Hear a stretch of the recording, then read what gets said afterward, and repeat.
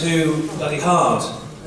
Most of you are. Some of you are probably students, but most of you are working too hard. I don't like it. I don't like it. I don't think we should. I don't think that we have to either. Particularly if you're working hard on something that you're not that keen on. I don't think it's a necessary evil. I think there are ways around it, basically. You shouldn't have to spend every day doing something that you don't like for someone you don't like, having these tiny scraps of time at the very end of each evening, and then getting a couple of days at the weekend, mostly to sit around watching TV programmes of other people doing jobs, like bakers and policemen and stuff, and then you go back to your job. I don't like it. It's exhausting. We shouldn't have to do it. There are other ways. So, with the next hour or so, I'm going to talk and ramble for a little bit about ways that you can make your creative thing, if you have a creative thing, into an actual living, just a few possible ideas, and also ways, even outside, if you don't have a creative thing that you want to kind of make into your living, just ways of working less, doing less work, and trying to make the work that you do a bit more fun. We're going to discuss different techniques for effective sickies, and ways to find jobs that you don't hate, basically. But that probably won't take an hour, and it'll be very boring for me just to ramble for an entire hour. So after that, we'll do questions. You can ask me questions about anything. And if anybody has got like a creative something or other, and they want to ask not just me, but ask the audience for any ideas and help, that is a huge part of how you kind of progress along the way to turning your creative thing into something that you do for a living as well. So, who here, just by show of hands, I won't come about you, but who here has a job that they hate? Has anyone got a job that they really just don't like every day? Well, it's a good chunk, a good chunk. And by show of hands, who's got a job that they're fairly indifferent to? They go, but you know, slightly more American, something you don't want to hurt yourself at the end of each day, but it's still relatively dull. And has anyone got a creative thing that they would very much like to turn into their living at some point, even if it's just in your wildest dreams? Oh, that's good. That's good. So there's a good proportion of people who don't like their jobs and want to do something creative. And presumably in there somewhere, there's a little Venn diagram that there are some people who haven't got a creative thing, they just don't want to go to work anymore. And that is equally admirable as far as I'm concerned. That's absolutely fine. There's no snobbery involved. Well, you have to be a poet. You don't have to be a poet. You just need to find ways to work less. So I'll talk about the creative stuff first, because obviously I've been lucky enough over the last couple of years to make that little leap from doing a full-time job where this is a kind of weird hobby to doing this all of the time, which I still have to pinch myself at the beginning of every week to believe that somehow I'm making a living as like feeding a family, dressed like a fool, dancing along to songs about horses. And there are some of this stuff that will not apply to you. Mostly, obviously, it comes from my perspective, but some of it might end up being useful. So the first thing is kind of getting your stuff, like not just made, but seen by people, if that's what you want to do with it. Obviously there are exceptions to this. Some creative people, quite understandably, just enjoy the process of making the thing. It's not necessarily about the output at the end, and that's fine as well. But if you do want to make a career of it, at some point you will have to show your stuff to someone and they'll have to like it. That's the whole nature of it. And that as an initial step, that's quite daunting as well. You know, when you stand-up comedy, the first time you step out on the stage is terrifying. And the same when you give your short story or your piece of art and go, oh, is this any good? But there's loads of forums to show your stuff off. And just show it to nice people to start with, build your confidence. Show it to your mum. She'll love it, whatever it is, even if they don't understand it. Show it to nice folk. And then broaden it out slowly but surely. Be prepared for not everyone to like your stuff. But that is essential. The more people that can see it, the more people that can come on board, the better it's going to be. And also, collaborate. That's the beauty of the world that we live in now. I'm doing the comic at the moment, and we needed another artist. And I could just go on Twitter and Facebook and go, does anyone want to draw a bit of story about me and a dodo? Loads of people, yeah, I'd love to do that. And it's a win-win as well, because whoever kind of collaborates with me, I get to give them lots of exposure, and I get someone to draw a story of me and a dodo. These kind of collaborations are win-win. And there's a feeling when you're doing it as well that you should be doing this sort of stuff on your own, sort of struggling artist. It's bollocks. You should be getting help. No one can do everything all the time. Like I'm very enthusiastic and good with some stuff, but I miss a lot of the details. So I've hooked up with a friend, and he sort of acts as my booking agent. He does the details of the gigs, and he gets a bit of a cut of the money. Blah blah blah. It's all fine. It's neither of our sort of full-time jobs, but collaboration of finding other people who complement your style, or more importantly, complement your view on life. And it can be a really unusual collaboration as well. Get in touch with people you admire. The other day I got in touch with a producer called Laurent, and he's a hip-hop producer like in New York. Like, I did loads of tunes. I was just like, fucking hell, that's amazing. I've got to tweet him and just tell him how much I like him. And in my mind, he was kind of big and famous and miles away. And I tweeted him, and he tweeted back, oh yeah, I like your stuff too. I was like, do you want to do a thing? Like, yeah, of course I would. And it's that simple. It's really, really nice. You could get in touch with people who are way out of your league, your idols, and 1 in 100 of them might go back and say, yeah, I'd love to do something. And if they don't reply at all, don't buy their stuff ever again. So it works both ways.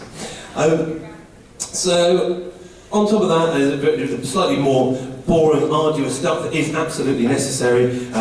You do need to make plans for it. And I, for a long while, kind of rallied against the idea of being organised or useful. Like, I'm an artist, I can't be bothered with accounting and Excel spreadsheets. You have to do that sort of shit. If you want to take it to another level. Again, if you really, really can't do that, find someone who doesn't mind doing it and they can help you do it. But making a plan, it seems too enormous. Think like, how am I going to make my, one-woman comic about a steam-powered donkey and his adventures on a magic hot air balloon? How am I going to get that to fruition? It's too big, all the different aspects to it. So making spider diagrams, making lists, and ignore the rest of the list, just concentrate on one little tiny chunk, the next thing you have to do, however incrementally small it is. Every day, if you can move yourself, nudge yourself along, eventually you will always get to your goal. It's absolutely for certain that you will eventually find your way there. The thing that has got me here, and indeed any gigs that I've ever had pretty much, is the whole, slightly irritating world of social media. I've said on stages, on the one hand, I get paid to get to come and do gigs and lectures, and on the other hand, I've had to give up even the very notion of any kind of privacy. Every detail, thought, photo of my own children, where I am, what I'm doing next, has effectively been sold to the highest bidder and is on a massive CIA record somewhere. But I get to come and do gigs. And social media is irritating. No one wants to be on Facebook all the time, but it does you the power of good. Like if you're going somewhere, let's say you're a performer, if you're going somewhere, you can just get in touch with whichever local group of the place you're going and say, I'm coming to this thing. Is there anybody who wants to either meet up, or like I went to LA recently to see some friends and just typed in LA steampunk group and just wrote, can someone find me a gig? And because they're Americans, they're like, yeah, of course, and just knocked it up in no time. So use that, utilise that as much as possible, but obviously do also avoid the trap of being another voice of going, someone look at my stuff, someone's got some stuff, come and look at my stuff, like me, look at my stuff. There's an element of that, but it's very tiresome, isn't it? You have to, the only way to use social media, I found, is to dilute some of that by giving quite a lot of yourself in there as well, and I appreciate that's not for everybody, not every artist is like a crazed egomaniac like I am, needs kind of spread their consciousness across the internet. But there are ways and means of using it. Again, if that's not your thing, you'd much rather just be sat at your drawing table or writing than find someone who can help you and find out what they would like to get out of that as well. Oh yeah, it's just really important actually. There's a couple of things really. But something that is important, you do, obviously, anybody with enough nonce and commitment can make a kind of career out of their art or their creative thing. Not everybody should. And I do think that there is, like, my old dad said to me, and it really stuck with me. He was talking about starting a business, but it's the same with getting your creative stuff out there. Is you've got to be either better than everybody else doing it, or different to everybody else doing it. Otherwise there's no point.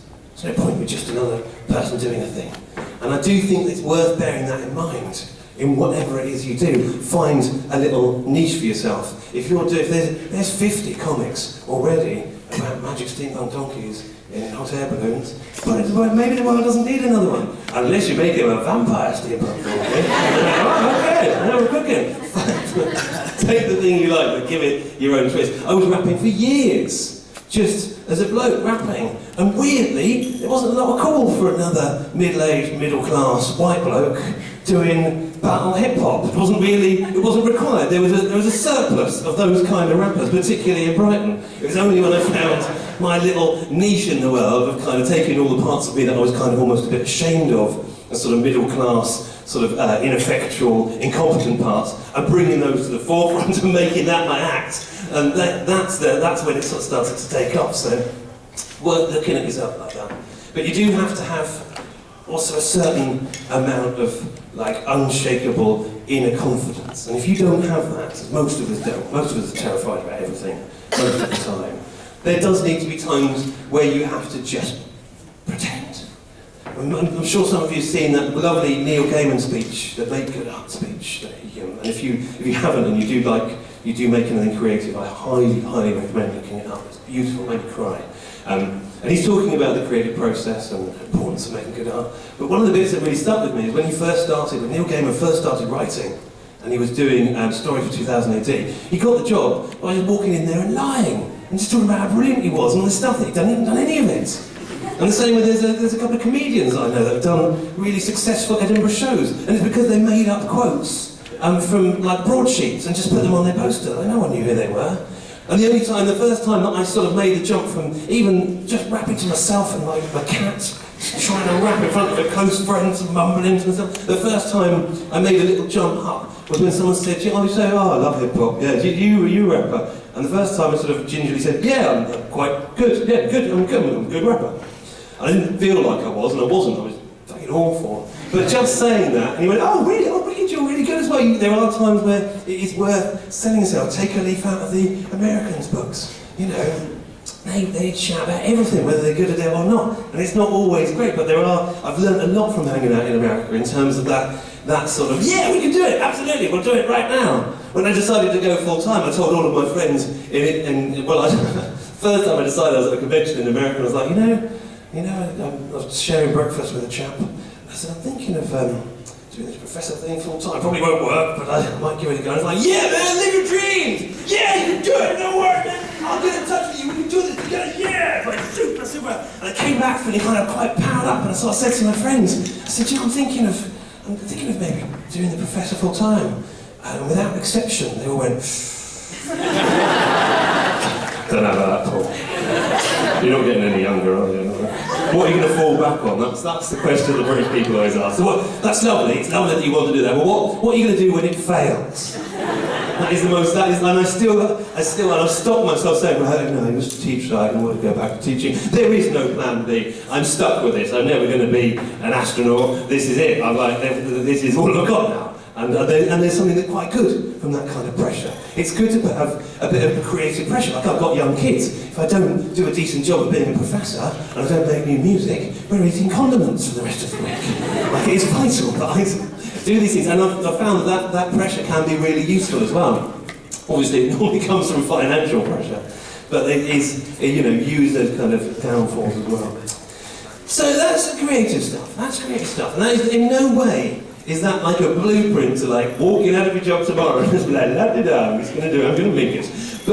But using whichever bits of that apply to you and grinding along, there is no doubt about it, you have to do the awful grind bit where you're doing your day job full on and in the evenings you're kind of hammering away at whatever your creative stuff is and it's exhausting and you miss parties and you miss weekends worth of stuff. But there is a light at the end of the tunnel, and it might be in degrees as well. It doesn't necessarily mean that you might not even want to walk out of your job full time. Some people find that a real drain to do. I've had musician friends that hate making music now because they made a living out of it and it's become a business and they know that.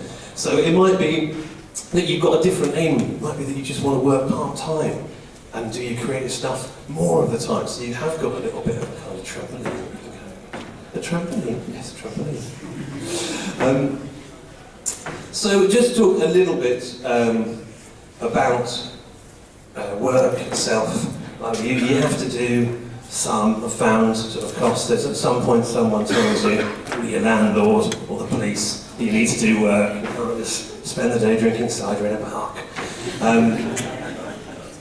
And if you have to do it, there's obviously lots of different options. You can go part-time. You can find work that you don't hate, that you can at least tolerate while you're kind of working on your creative sort of stuff. You just can work as little as possible. And what I've really realised more than anything is being, you know, I never want to be like a struggling artist, but just living a relatively meagre lifestyle, swapping time for work. If you are ever lucky enough to have that option, and you've got the choice of kind of moving on in your job, but it's going to be a bit more high pressure, or staying where you are, working less hours but having more time.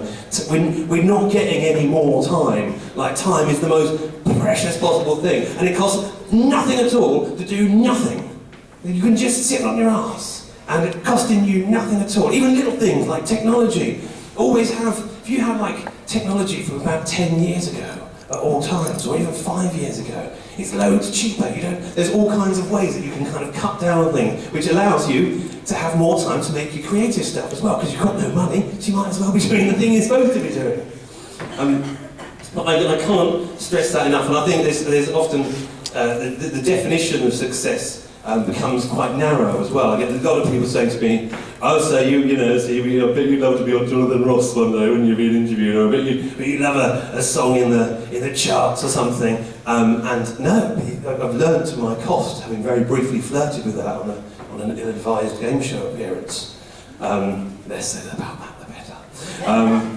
That it's rubbish, it's nonsense, you know. You try and find an aim that suits you. You don't have to be seen by everybody in the world. Saw a lovely Alan Moore speech where he's talking about people worrying about being a published author and that's the kind of be-all and end-all. And it's totally not, you know. The fact that you're writing is the important thing. If someone sees it, that's absolutely brilliant, you know. The Spice Girls or One Direction, they're very successful, but it doesn't make them not shit, does it? That's a terrible definition of success.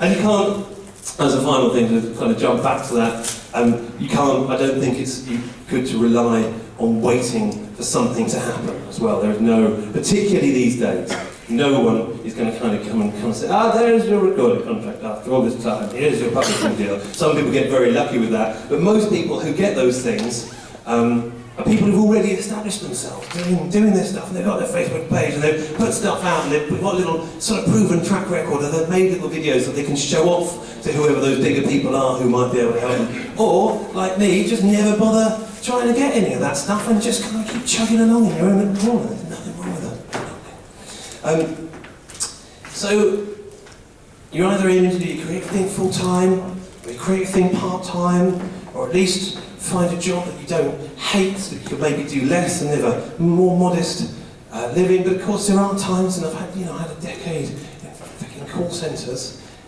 there are times in life, that's, it's very easy to say all of that nonsense, but you've still got to pay your rent, you might have all kinds of responsibilities, you might not have a creative thing you're bursting to do, but you're just stuck in a shit job that you hate and there aren't any other jobs out there. And if that is the case, I do recommend, while you're looking for something better, don't get stuck for too long doing something you hate. I wasted a lot of years doing that. There are other things out there. Find a job that find some kind of field that you can at least tolerate for a slightly more time. And do make use of creative sickies wherever possible. Have as many sick days as you feel you can get away with in your job. And be very careful about that as well. There's I've written a song about that. There's a sort of guidance to sick. Maybe I was about to run through it. Maybe I should try and do it as a poem. Should I try and maybe I'll try and perform it, in fact. That'll break things up, sure. I haven't done this for years, so I don't know if I know the words. But I set up a sickie advisory hotline, basically, for those people who needed a little bit of extra help. Thanks for calling Elemental. How can I help? Well, I've got problems piling up with no time for myself. After work I record, after one verse I fold, like my day job is eating what's left of my soul. I hate my 9 to 5 I do every day. I feel like my life is just wasted away. I understand, I was like that, couldn't take it, couldn't cope. I've got a plan, listen close, sit back and take notes. Rule 1 is simple. Every plan needs preparation, particularly if suffering from sickie deprivation. A simple demonstration of your symptoms are needed. Wake up midweek and get slightly weeded. Get into work late, forget what you were supposed to do, and people won't want to get too close to you. But what if I get laid off? Just let in a stray cough. That's the tested recipe for the best day off. Yeah, bro, I get that, I can see that. But when it comes to sickies, when should I take them? When choosing a date to change your fate, don't make it too early or make it too late. Monday is a mistake. The boss knows you like to party harder than Brian Harvey, charged on the Bacardi. Start on Tuesday. Yeah, well, should I let my mum do it? Hell no! That would ruin the plan and undo it. Come to it yourself, get direct, then disgusting. Discuss throwing up and hope they feel trusting. But why be so clear? So they don't need to hear you. Would you like to speak about severe diarrhea? Oh, good point, man. I'll say that I'm speaking from the toilet. But don't be too clear or you might still spoil it. Use your throat, say you couldn't cope and you mean that. If earlier you smoked, you'll croak like Baron Greenback. I see that, but they might ask me in all the same. Say you caught it off a stray dog you saw that was lame. Say it might be outrageous, but it might be contagious. And your gran has just got it and she just got rabid. No, that's too dangerous. Well, just give me a chance and you'll slam down that phone and do a victory dance.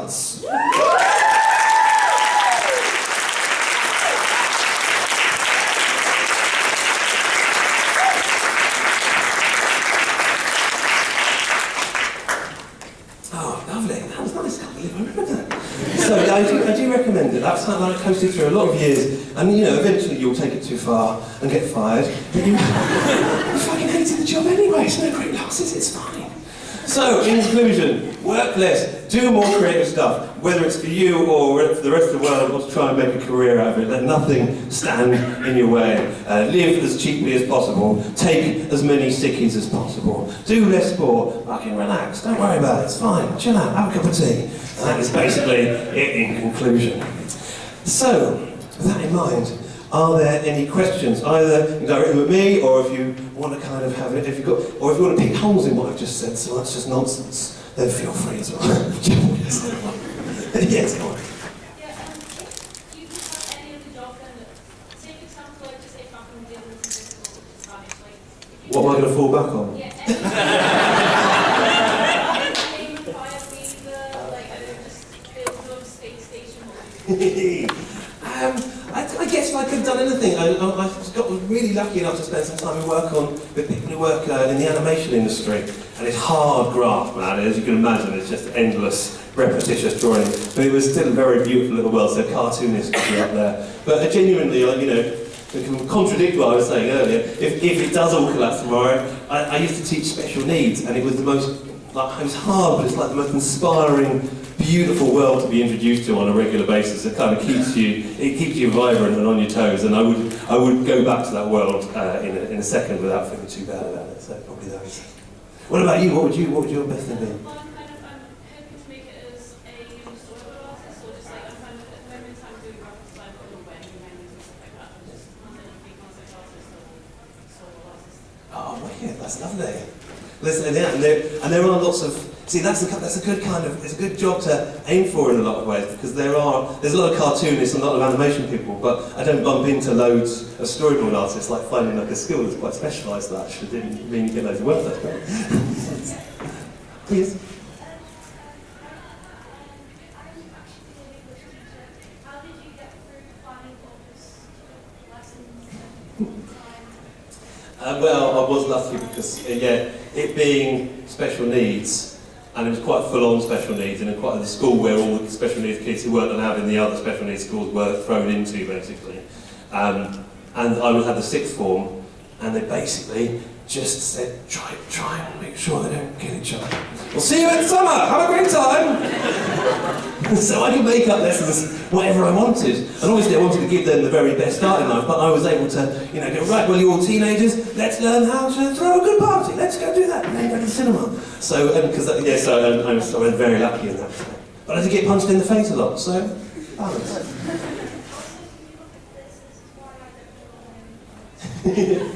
Oh look, it's a little pen me! Oh, he's lovely. Thank you. But at least you've got enough skill to kind of draw outlines and things if you need to, and plan it all out. And there's moments.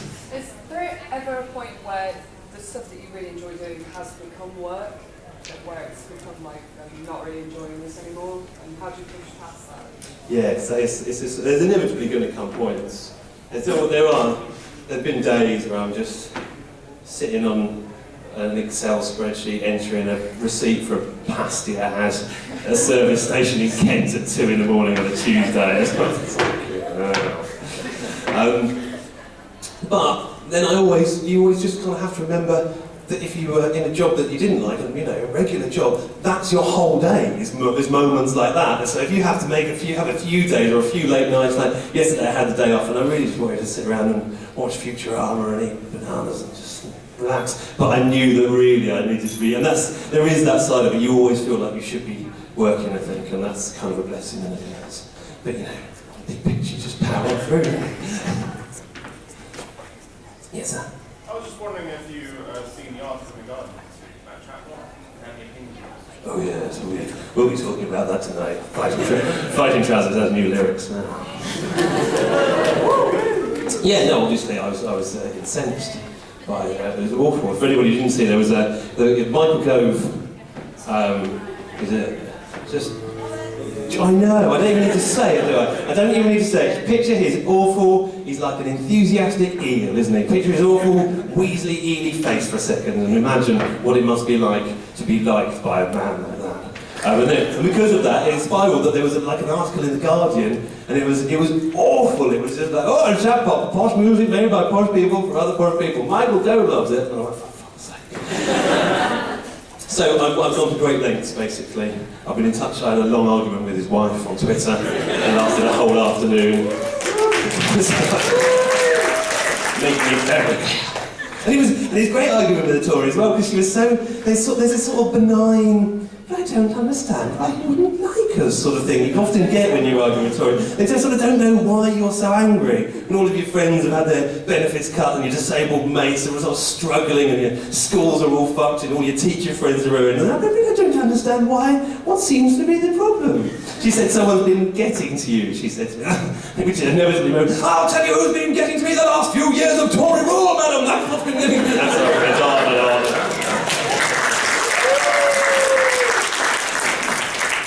But yeah, in conclusion, basically, he said he liked me and Mr. B, but there was photos of Mr. B in the article, so all of the mainstream press, there's still articles in the paper today, got in touch with Mr. B, and he had even a very ill-advised appearance on Newsnight. And normally, if there's a chance for us both to have publicity, I'm very kind of like Bugs and Daffy with me going, mine, look at me. This time I was like, you go ahead, man, you be the face of chat pop, I'll be standing over here.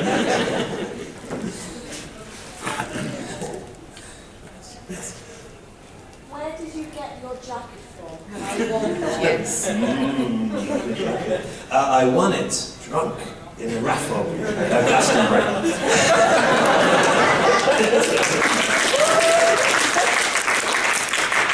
Imagine my joy as well. You've got all these really wonderful songs and stories and rhymes, and this absolutely amazing world that only your imagination can fully grasp. How is it you manage to keep yourself so enthusiastic and keep your motivation going instead of just waking up and going, it's just too Screw this professor. Moments. It's mostly because I've found I've been lucky enough to have found a character that I can diversify a bit. Like, for example, I love writing, and I've got a particular love for horror. So at the moment I'm writing a collection of short stories, very loosely based in the Professor's world, and trying to do that very difficult balance of writing genuine horror stories with kind of bits of comedy in. But having that as an example means that I can basically use the Professor to my own ends, and in a funny sort of way, having that creative constraint means that you have to work within certain parameters. So if I want to do a song about how much I want to celebrate our differences and how it's fine to like whatever you like, I have to kind of frame it in this Professor world. And it sort of helps in some ways. It stops me getting too kind of loose and I'm a bit of a stone as well, so it's easy to just go, I have to kind of keep bringing it back. So yeah, that kind of keeps me enthusiastic. Anyone else? Anyone have a creative problem that we can solve as a group? She's got a problem. No, sorry. Sorry. I was just going to ask, what do your kids think of your profession? They they treat it a bit like Daddy's a cross-dresser. So they they're only 5 and 2, but they sort of accepted it without being sort of terribly interested in it. So, you know, I was getting ready for a show the other day and I was getting changed and Molly just walked past and went, "Mum, Dad's being Professor Elemento again." And sort of like, "He's wearing your wedding dress again." So yeah. So I think it's going to be indifference, and then there'll be probably a little period when they're maybe 7 or 8 where they might quite like it and be quite enthusiastic, and then I've got the teenage years. Right? I can't wait. Imagine opening the door for my daughter's first boyfriend. "Hello, come in. You see my horse?" Yeah, exactly. That's a good litmus test, isn't it? See if they're worthy. What's the worst flu you've ever had? That's bad. That's bad. Oh, so many bad ones this year alone. It's a terrible one.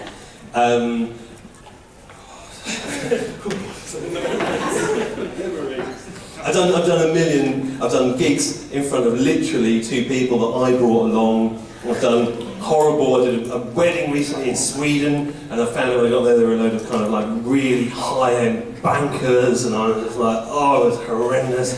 Probably the worst one last year was, I was asked to do the Festival of Romance Writers, their kind of like dinner, and I thought, oh, that might be nice. I don't get a lot of corporate gigs, I'm sure it'll be quite sort of lovely, but there was a massive gap, like half of this room, there was just space, and they were all having their little dinner. And I came out and the sound was terrible and they had like one little sort of weird disco light. And as I did my gig, with a sort of increasing desperation, after each song, one more table got up and went to the bar. Until by the time I looked up a Brown Joy, it was just me and the woman who booked me looking at me really crossly and going, and I say, never mind, you say, don't worry about it. It's horrible. But you know, that's inevitable. Probably about 1 in 4 are terrible. That's why I try and stay to kind of the geeky events or kinky events, basically, because they're always fun. Yeah, the same, aren't they? Yes.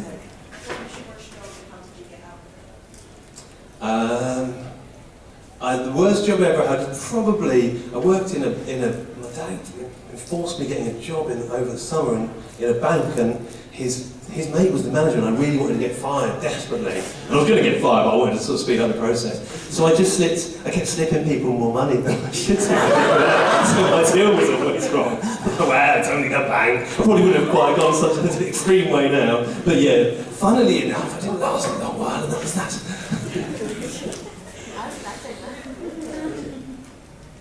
What is the strangest situation you've been in as Professor Elemental? What can I actually talk about? It was with Charles. Yeah, actually, it was the end of the sci-fi weekend, man. That was, I was in the caravan at the end this time last year, and I was off my head, and I had my little hobby horse with me. It was Craig Charles and a couple of dwarfs, and comics legend Des Skin dressed as the Pope, and some dancers. And we were going up to shenanigans, and it was just, yeah, it was. What's that? The Pope was crowd surfing. I wasn't really worried about him. He was fine. He was amazing. So that was one of the few moments, because normally, end of the night, I'm like, oh, there's a party, and everyone's like, well, the night's finished, you've been on, and I kind of go back to my travel lodge. So it was nice to have a moment of actual feeling like it was kind of rock and roll, just for a minute. Ilson. When you have one of those real horror gigs, how do you keep sort of cope? How do you keep going through the gig? Do you just sort of switch off and you're not silent, or how can you switch through it? Drugs. No, you have to push through it. And I've got a friend that I do stuff with sometimes, a guy called John Clark. It's when I'm rapping not as the professor, and he's often with me. And he's just like one of those people who's just made of enthusiasm. He just exists for it. And I've done terrible, like, church halls for like 2 little old ladies, and backstage I'm like, oh fuck this man, let's not even bother. And he's like, no, we're going to show those two little old ladies, they've never seen hip hop like this before, come on! And I always have him like on my shoulder when I'm getting ready for a crappy gig. But there might be, normally someone's paid for you to do it, so you've got to go out there, they actually paid you money, and there may be one person there who's actually quite enjoying it, or you might be able to turn them around. Sometimes they might all leave. I've had that before. But if one person is there and they really wanted to enjoy it, and you're sort of moping about saying, "Oh, sorry, there's no one here." It's shitty, isn't it? So you kind of got that first. But you do, inevitably, when your ego is really fragile and huge, like a big delicate balloon, there's nothing worse than doing something like that, and you do feel shitty afterwards. It's a horrible feeling, horrible. Yeah. To actually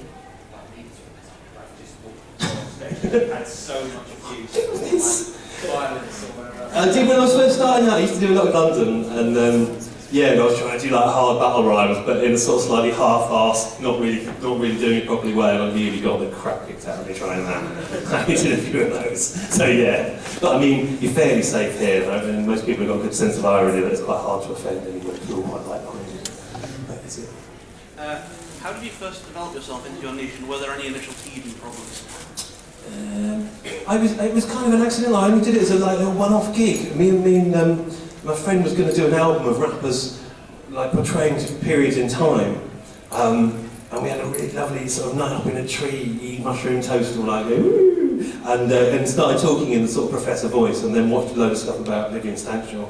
We really sort of cemented it. He's this amazing 60s eccentric who, if you don't know, I recommend finding his work. He's beautiful. So those two things kind of made me just do it as a one-off song, and then I did a little one-off show thing. Well, I'll never go near it again. And inevitably, he came to the forefront, and I find it quite hard not to be at least partly Professor now. There's a great quote about doing characters when you're doing comedy, which is, "The mask burns the face." And it is true. You have to really make sure I rein it in sometimes, particularly at home. Yeah, so that's been the biggest teething problem, is getting back to normal life afterwards. But anybody who does cosplay knows that's difficult. It's hard. Yes. What inspired your look as Professor Elemental? I stole it. Someone, when I said I was going to do the gig, someone had a safari suit, and they lent it to me. And I did tell them that I chatted to them, checked it was all right, I sort of gave it back to them. And I bought a pin helmet on a bit of a whim just before, that will probably do. And since then, I've been lucky sort of either win stuff in raffles, or sometimes I get given things by people who've got stalls, and I buy a lot of shoes from Shoes. If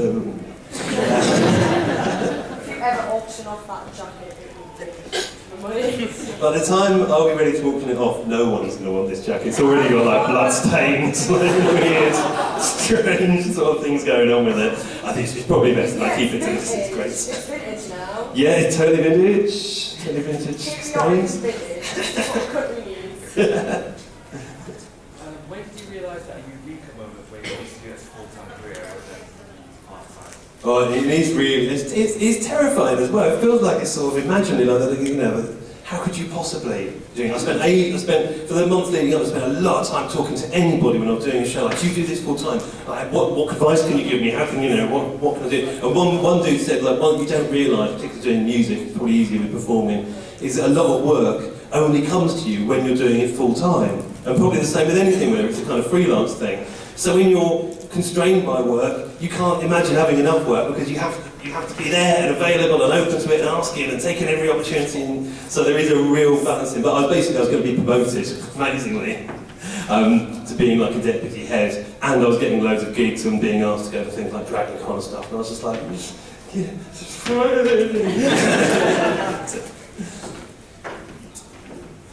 oh, yes. Yeah, how did I? She doesn't know to this day. I guess it was that kind of the middling bit where I was bringing quite a lot of money from the professor, and bless her, she just had to leave faith. She's not terribly. We did used to perform together a little bit when I was doing the first professory stuff, but she's not terribly interested in the professor or in all the musical side of it, and that's probably quite healthy. I think it stops me getting too immersed in it, and she doesn't really care a lot of the time. I'm like, no, Lily, do that really thing. She's like, yeah, all right, you get on with that dishwasher.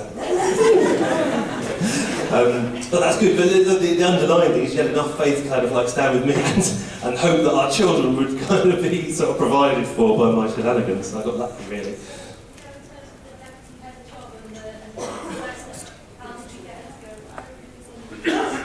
You just got to have. I think you've got to have a shared sort of vague. I mean, she's fairly lazy as well, and she understood that it would be nicer to not, you know, that we'd either be a happier person not having to do that sort of thing, and that when we made that conscious choice not to send our kids to nursery until we absolutely sort of had to, and just to spend as much time at home or just larking about all day, because that's what makes for the nicest day. Eagles. When it comes to performing and stuff, like how did you start off feeling like with the lack of confidence, and if so, how did you gain the confidence to perform and as you probably can? It's freaking terrifying, it's awful. When I was first rapping, I've seen little clips and it's horrible. I'm walking around like this going, yeah, I'm a rapper, check me out, yeah, oh, I'm just pacing, desperately pacing around the stages. I'm terrified, and I was terrified for like years, and I wasn't, you know, and I was awful for you. You sort of have to accept that you don't get to stride out on stage unless you're very exceptionally gifted or got an exceptional ego and just be like, yeah, I'm freaking amazing. You just have to do it over and over and over again until you've done every permeation of awfulness. You've forgotten your words once, you've had no one there once, you've had hecklers once. You have to kind of tick off all of these terrible trials until you can step on stage and know, well, whatever happens, it's not going to be as bad as such and such. And actually, I did it before, and I did that really great gig 3 weeks ago, and that was bigger than this or harder than this, so I'm sure I can manage this. Once you've reached a certain, every little kind of notch that you make, you know if you've been there, you can go there again, so you can kind of use both your successes and your failures. But I still, you know, I'm still very nervous before any kind of show, and I think it's quite useful. I mean, we all get it. We all get it. I get nervous walking into a crowded pub full of people I already know, let alone jumping up on stage. And I think most of on-stage confidence and confidence in general is just a lie. We're all shitting ourselves nervous all the time. It's just how well you can present yourself and hide the lies away. That's terribly useful advice, but I think it is true. It's good. Just that what you were saying reminded me of something, you know, if someone says they aren't scared, they're either lying or insane.